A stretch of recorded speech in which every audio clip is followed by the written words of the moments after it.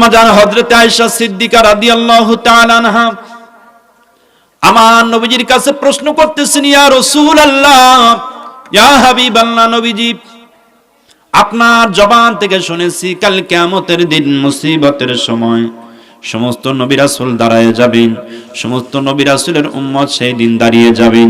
নবী গো, আপনিও দাঁড়াবেন, আপনার উম্মত সেই দিন দাঁড়িয়ে যাবে। তবে একটা বিষয় আমি চিন্তা করে বড় অস্থির হয়ে যাই। ইয়া রাসূলুল্লাহ, ইয়া হাবিবাল্লাহ, লক্ষ লক্ষ কোটি কোটি নবী রাসূলের উম্মতের ভিতর থেকে আপনি নবী আপনার উম্মতদেরকে কিভাবে চিনতে পারবেন? নবীজি, আমি আয়েশা এই চিন্তা করে বড় পেরেশান হয়ে যাই, অস্থির হয়ে যাই। আমার নবী হযরত আয়েশাকে ডাক দিয়ে বলতেছেন, আয়েশা, ও আয়েশা, টেনশন করো না, চিন্তা করো না। কোন ঘোড়া যদি থাকে কপাল সাদাওয়ালা ঘোড়া, আর ওই ঘোড়াটাকে যদি লক্ষ কোটি ঘোড়ার ভিতরে ছেড়ে দেওয়া হয়, বলো দেখি আয়েশা, ঘোড়াটাকে কি চিনতে দেরি হবে? আম্মা জান মুহূর্তের ভিতরে বললেন, না হুজুর, মুহূর্তের ভিতরে চেনা যাবে। আমার বন্ধুগণ, কারণ হলো একটা ঘোড়া যদি কপাল সাদাওয়ালা থাকে, সব ঘোড়ার ভিতরে যদি ঘোড়াটা ছেড়ে দেওয়া হয়, মুহূর্তের ভিতরে কিন্তু চেনা যাবে ওইটা আমার ঘোড়া। রাসূল বললেন, আয়েশা তাহলে শুনে নাও, এটাই হচ্ছে আমার উম্মত চেনার উপায়। এই পৃথিবীতে যারা দৈনিক 5 ওয়াক্ত বেদে নামাজ আদায় করেছে, দৈনিক 5 ওয়াক্ত বেদে নামাজ আদায় করার কারণে প্রত্যেক দিন তাদের 5 বার করে ওযু করতে হয়েছে। কথা বলুন ঠিক কিনা? এই যে প্রচন্ড শীতের রাত্রি, ঠান্ডা পানি দিয়ে ফজরের সময় যে ওযু করা কত কষ্টের বিষয়। লেপের ভিতর থেকে বের হইয়া সুন্দরভাবে ওযু করে আমার বন্ধুগণ, এই শীতের ভিতরে, কনকনে শীতের ভিতরে ঠান্ডা পানি দিয়া যে কত কষ্ট করে ওযু করা হয়। রাসূল বলেছেন, 5 ওয়াক্ত নামাজে যে ব্যক্তি 5 বার করে ওযু করেছে, ওযুর প্রত্যেকটা অঙ্গ প্রত্যঙ্গ গুলো কাল কিয়ামতের দিন মুসিবতের সময় নূর দ্বারা চমক দিতে থাকবে, নূরের ঝলক মারতে থাকবে। তখন আমি বিশ্ব নবী ওই নূরের ঝলক দেখেই চিনে ফেলবো এটাই আমার উম্মত। সঙ্গে সঙ্গে আমি নবীজি আমার উম্মত চিনে ওই ব্যক্তিকে ধরে ধরে আল্লাহর জান্নাতে পৌঁছায়া দেব। জবান খুলে বলো সুবহানাল্লাহ। এখন আমি আপনাদের মাঝে একটু প্রশ্ন করি, ভাই আচ্ছা বলেন তো দেখি, যে ব্যক্তি নামাজ পড়ে না দুনিয়ায়, তার কি ওযুর কোনোদিন দরকার আছে? ভাই একটু জোরে বলেন, ওযুর দরকার আছে? আসলে কি ওযু তারা করে জীবনে? আর ওযুই যদি না করে, রাসূল যে হাদিস বললেন যে ওযুর চিহ্ন দেখে তিনি উম্মত চিনতে পারবেন, আর ওযুই যদি না করেন, রাসূল তো আপনাকে চিনতেই পারবে না। কিসের আপনি ঈমানদার? কিসের ঈমানদার? আল্লাহ রাসূল এর পরে বললেন, লা দীনা লিমান লা সালাতা লাহু, যার কাছে নামাজ নাই তার কাছে দিন নাই, ঈমান নাই, কিচ্ছুই নাই। দিনও নাই, ঈমানও নাই, কিচ্ছুই নাই। মুসলমান বলে দাবি সে করতে পারবে না। কিসের তুমি মুসলমান, কিসের তুমি ঈমানদার? তোমার ভিতরে নামাজ নাই, কিচ্ছুই নেই। এরপরে নবীজি বললেন, এখনো হাদিস শেষ হয় নাই, নবীজি হাদিস শরীফের ভিতরে বললেন, একজন ব্যক্তি তার গোটা শরীরে মাথার একটা মর্যাদা আছে, আছে না নাই? আমার নবীজি সাহাবায়ে কিরামদের সামনে হাদিসটা তেলাওয়াত করতেছেন। নবীজি আমার হাদিসটা তেলাওয়াত করতে গিয়ে সাহাবায়ে কিরামদেরকে বললেন, সাহাবীরা রে, তোমরা সবাই আমার দিকে খেয়াল করো। রাসূল সাহাবীদেরকে খেয়াল করতে বললেন। আমার বন্ধুগণ, সাহাবীদেরকে খেয়াল করতে বলে আল্লাহর নবীজি ডাক দিয়ে বলতেছে, সাহাবীরা রে, আমি রাসূলের বডির দিকে তোমরা তাকাও। এই যে দেখো, আমি রাসূলের সুন্দর একটা বডি, এই বডিতে মাথার একটা মর্যাদা আছে। কথা বলুন ঠিক কিনা? গোটা বডিতে মাথার যেরকম মর্যাদা আছে, মাথা কেটে ফেলে দিলে যেমন এই বডির আর দাম থাকে না, এমনকি বডিটা কার তাও কিন্তু চেনা যাবে না। ঠিক কিনা? কথা বলুন। রাসূল বললেন, সাহাবীরা রে, শুনে রাখো, এটাই হচ্ছে আমার নামাজের উদাহরণ।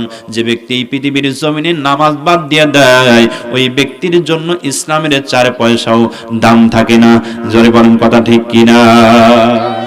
যে ব্যক্তি ইসলাম থেকে নামাজ বাদ দিয়ে দেয়, ওই রকম যে ব্যক্তি মাথার বডিতে মাথা নাই, ঠিক এই রকম ভাবে ইসলাম থেকে যে ব্যক্তি নামাজ বাদ দিয়ে দেয়, ওই ইসলামের 4 পয়সাও দাম নেই। এই জন্য প্রিয় বন্ধুগণ, আলোচনার দিকে ফিরে আসি।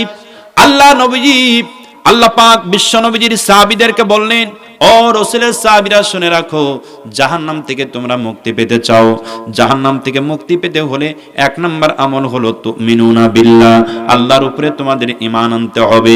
2 নম্বর আমল ও রাসূলিহি, রাসূলের প্রতি ঈমান আনতে হবে। 3 নম্বর আমল কান খাড়া করে শুনে রাখেন, আল্লাহ পাক কোরআনুল কারীমের ভিতরে 3 নম্বর আমলের কথা বর্ণনা করেছেন, ওয়া তুজাহিদুনা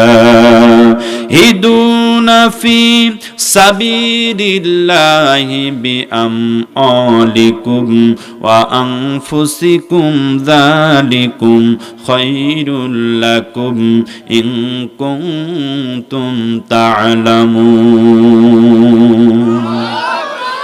আল্লাহ পাক 3 নম্বর আমল কোরআনে বর্ণনা করলেন, ও সাহাবীরা, জাহান্নাম থেকে যদি মুক্তি পেতে চাও 3 নম্বর আমল হলো অতুজাহিদুনা ফি সাবিলিল্লাহ, আল্লাহর রাস্তায় তোমরা সংগ্রাম করো, জিহাদ করো। কি করার কথা বলেছেন? জিহাদ করার কথা বলেছেন আল্লাহর রাস্তায়। প্রিয় হাজিরিন, এখানেই আমাদের গন্ডগোল, এখানেই আমাদের গন্ডগোল। আজকে আমরা যখন জিহাদের কথা আলোচনা করি, আমরা যখন জিহাদ নিয়ে মানুষের কাছে তাফসীর করি, এক শ্রেণীর মানুষ আজকে আমাদের জঙ্গি বানিয়েছে, সন্ত্রাসী বানিয়েছে, রাজাকার বানিয়েছে, আল বদর বানিয়েছে। ঠিক কিনা কথা বলুন, জোরে বলুন, ঠিক কিনা? আজকে দীর্ঘ প্রায় 17-18টা বছর বাংলার জমিনের আলেম ওলামা আজকে প্রাণ খুলে কোরআন থেকে হক কথাগুলো বলতে পারি নাই। ঠিক কিনা কথা বলুন? প্রাণ খুলে বলতে পারি নাই। কি আশ্চর্য বিষয়! কোরআনুল কারীমের জিহাদ নিয়ে আলোচনা করবে, আল্লাহ পাক জিহাদের কথা কোরআনে বলেছেন, জাহান্নাম থেকে যদি বাঁচতে চাও জিহাদ করো আল্লাহর রাস্তায়। অথচ সেই জিহাদের কথা যদি আমরা আলোচনা করেছি, এই দুনিয়ার এক শ্রেণীর আবু জেহেল, আবু লাহাব, উতবা, সাইবার গোষ্ঠীরা আমাদেরকে আক্রমণ করেছে, মঞ্চের উপরে অনেক ওলামায়ে কেরামদেরকে অপমান করেছে, অ্যাটাক করেছে, মাইক কেড়ানো হয়েছে, মঞ্চ থেকে বক্তাকে নামিয়ে দেওয়া হয়েছে। এরকম আচরণ আপনারা দেখছেন কি দেখেন নাই? জোরে বলুন, দেখছেন কি দেখেন নাই? এরকম আচরণ আমরা দেখতে পেয়েছি। কিন্তু আজকে যারা এই আচরণ বিধি এতদিন পর্যন্ত এই সমাজে চালিয়েছে, ওই সন্ত্রাসীদের আর স্থান বাংলার জমিনে হয়নি। ঠিক কিনা কথা বলুন? কোথায় তোমার দাপট? কোথায় গেল দাপট? সব দাপট মিনিটের ভিতরে শেষ হয়ে গেছে। ঠিক কিনা কথা বলুন?